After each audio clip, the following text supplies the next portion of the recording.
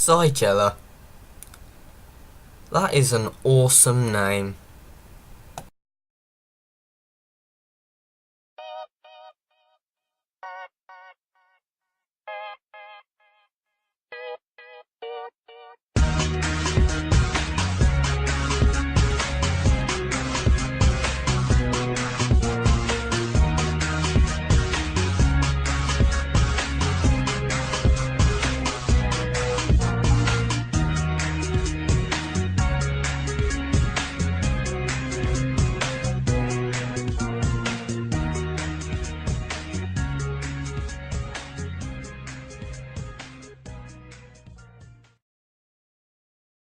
Right, so last week I gave the zygon invasion a 7 out of 10.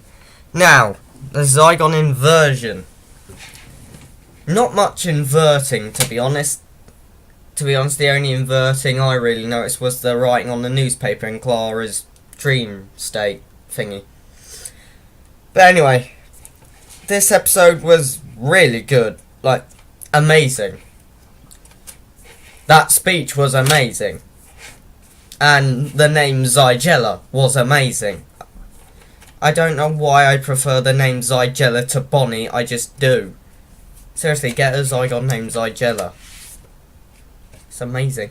Anyway, the cast is pretty much the same. Apart from Atoyne.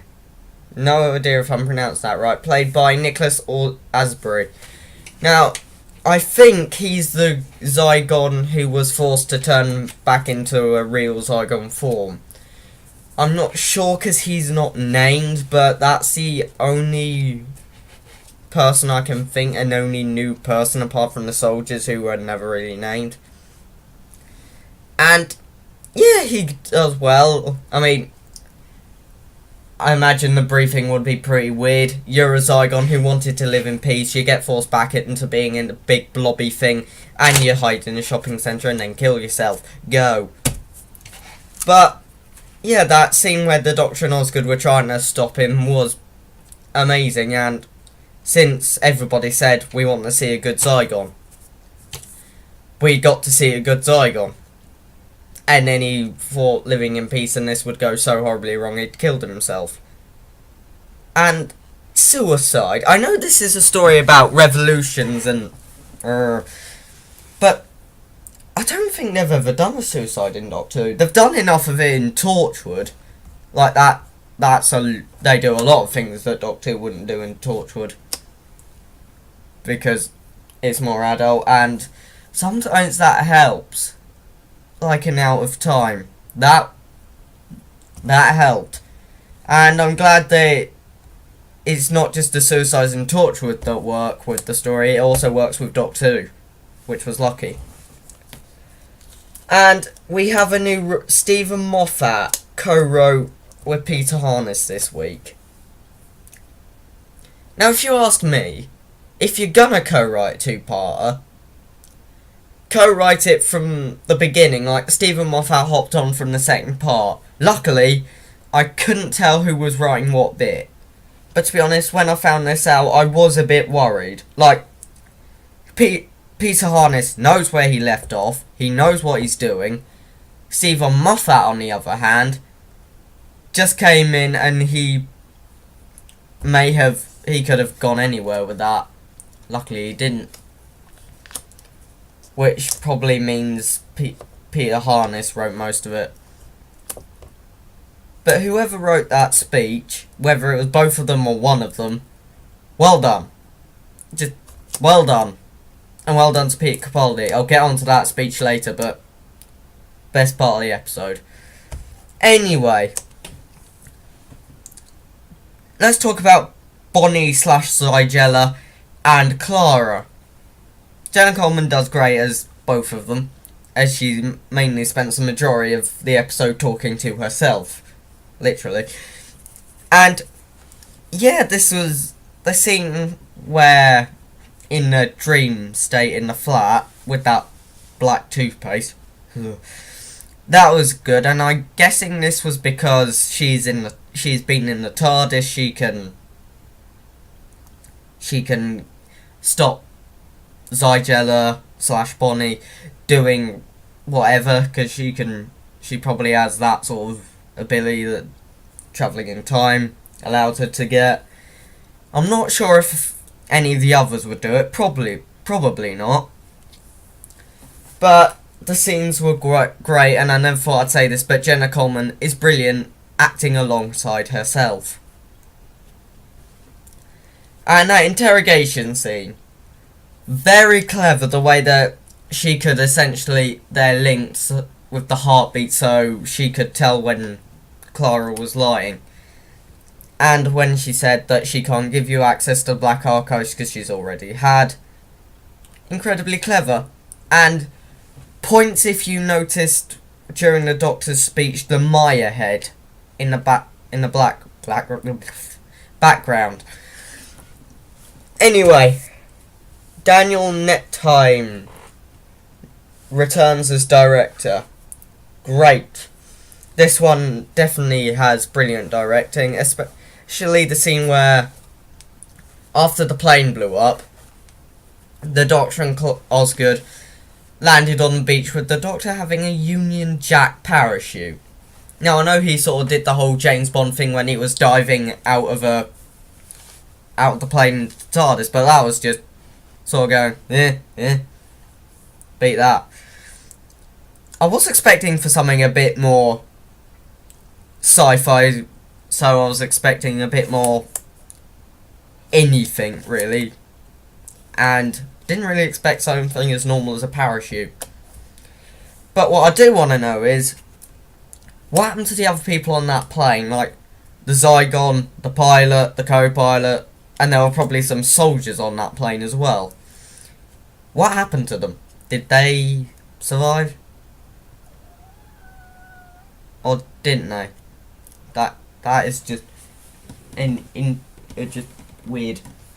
But talking of weird, that scene where the Doctor and Osgood were sort of talking to those policemen, is John Disco a reference to something? I feel like it is, but I'm not sure. I feel like it is, but or he just made up the name. Who knows? Maybe he's bored of John Smith, so he just said, "Why the hell not have John Disco or Basil?"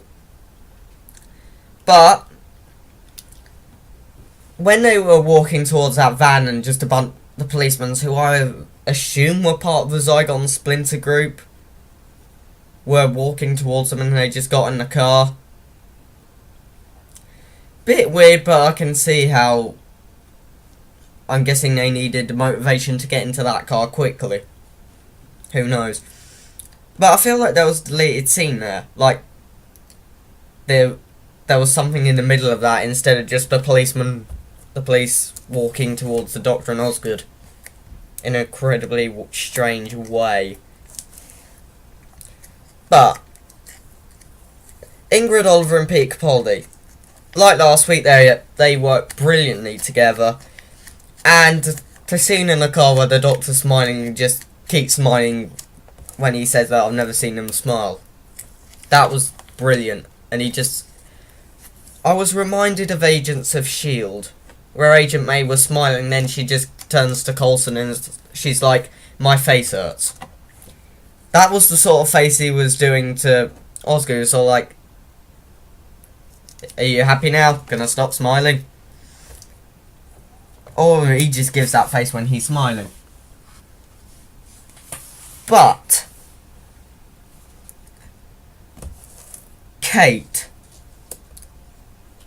Last week I said that she's becoming less and less like science leads every episode. This time, she flat out killed 3 Zygons, I know that.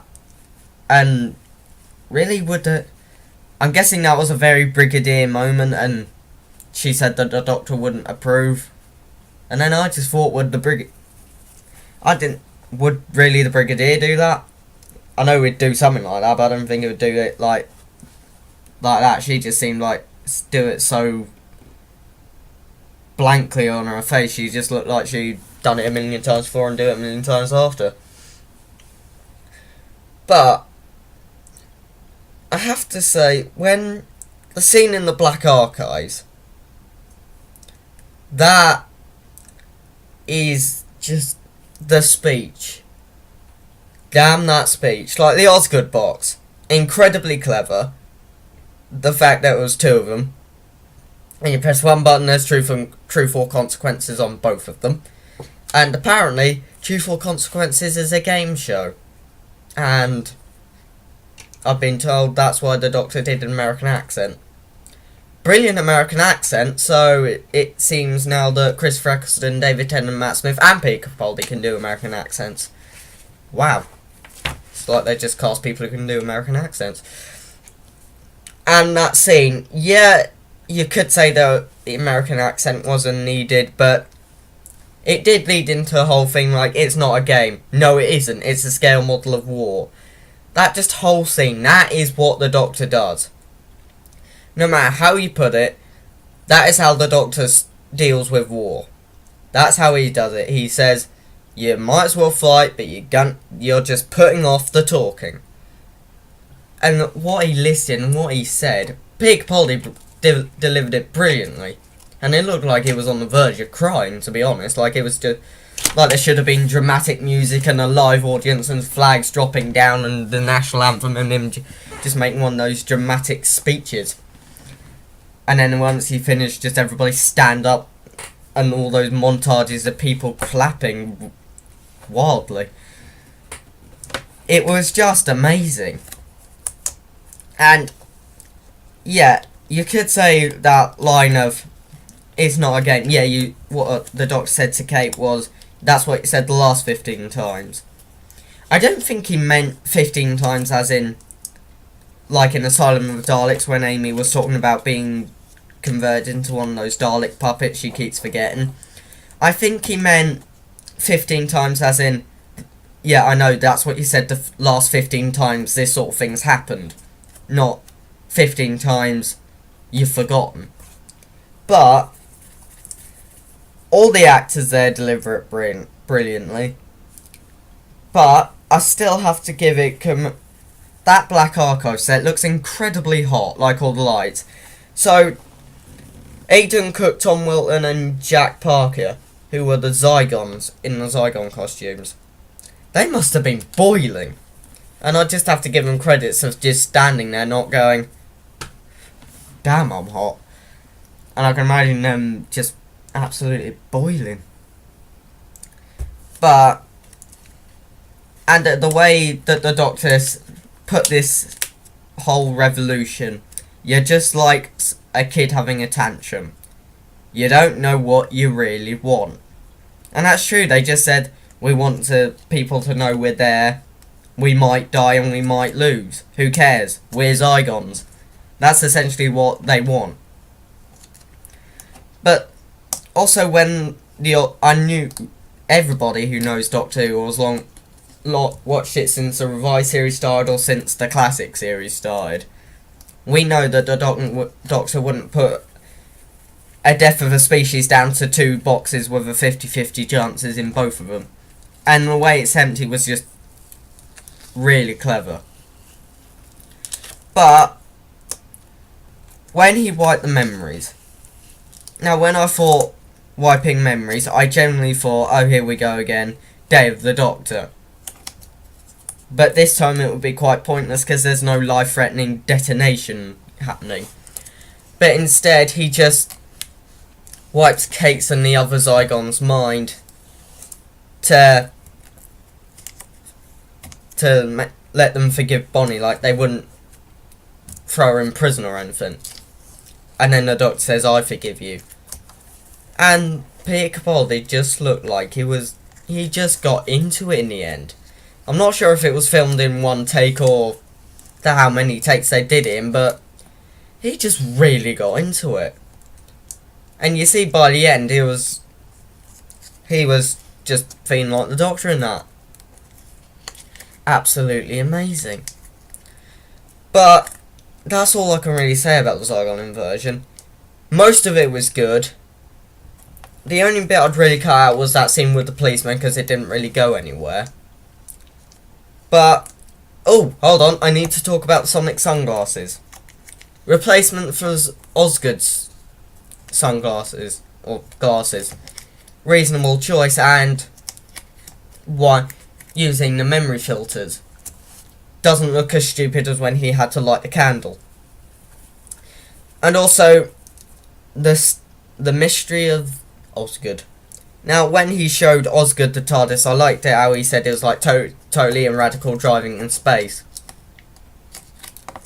And he acted like that was true, like when they were talking about their first names, like Osgood's was Petronella.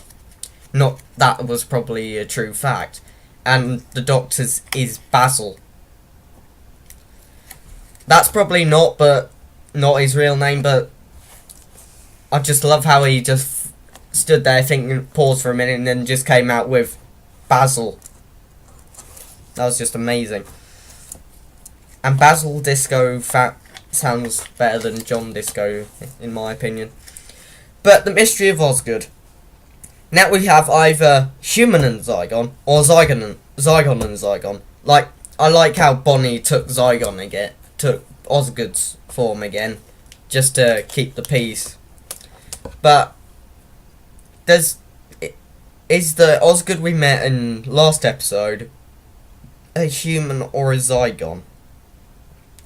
Because it's not really that clear, to be honest. It's either a Zygon or a human, or a human and Zygon, or Zygon and Zygon. And if it's Zygon and Zygon, that kind of defeats the point. But anyway, I give this episode a 9 out of 10. All this episode just culminated into that brilliant speech, and everybody delivered. There was only one pointless scene, and it all had a powerful message. So, at the end of the Zygon inversion and Zygon invasion, this one gets a 16 out of 20. Yeah. It was all good, but only one pointless scene. I mean, that could have been cut, or there might have been a deleted scene in the middle of it. Not really sure. But overall, this two-part gets a 16 out of 20. See you next time for Sleep No More. Ooh.